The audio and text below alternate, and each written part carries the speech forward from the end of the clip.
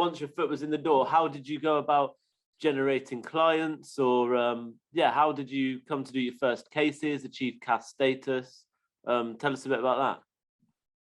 Yeah, so initially for the first 12 months, generating leads, the firm I was working for, you know, there was some leads provided, and then I provided some of my own, but neither were consistent or necessarily high quality.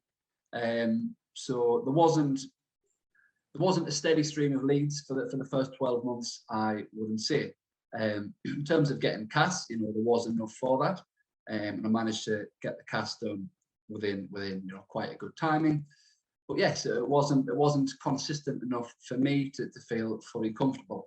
After 12 months, that's when I decided to start, you know, to sort of take matters into my own hands, and that's when my social media pages started, which you alluded to earlier.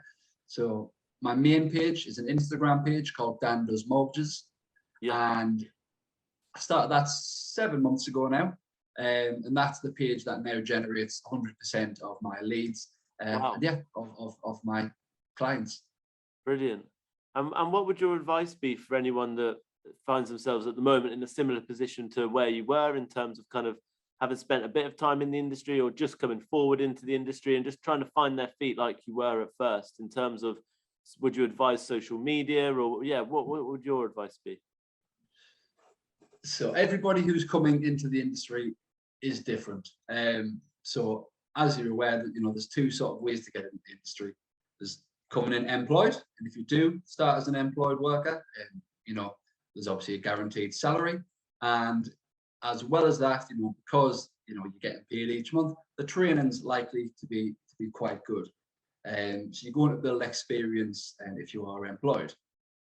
As I said, I wanted to go down the self-employed route straight away. If somebody is planning on starting as a self-employed mortgage broker or within the financial services industry, firstly, if you are working with a firm, are there going to be any leads given to you? If there are, how consistent are they? And then also, how high quality are they? So that's something that you need to clarify. If there's no leads, then you need to generate those yourself. What I did was I was quite fortunate. I managed to save up some money before starting, and I gave myself about 12 months worth of savings in the bank account.